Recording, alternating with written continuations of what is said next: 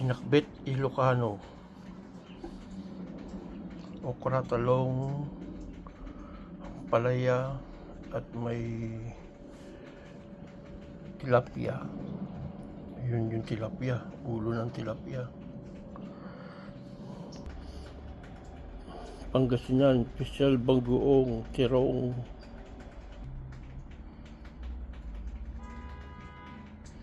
Bagoong lang ilagay natin.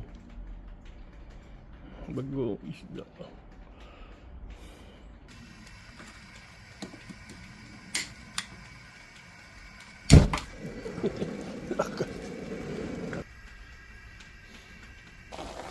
Oh, karuba.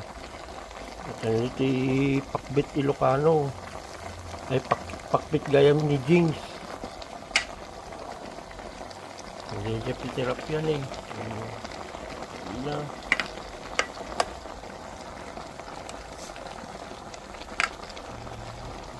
Yan, pag hanggang sa matuyo, medyo matuyo siya ng konti. Para mas malinamnam ang lasa.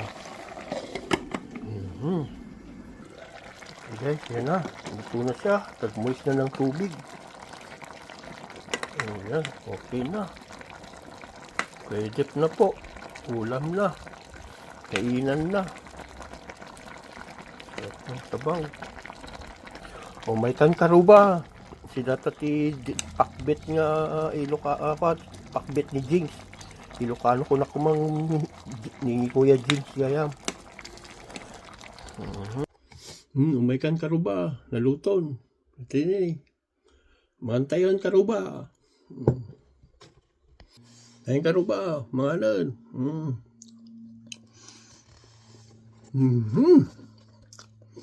Mag-imatin balang. Tarong pariyakin okra.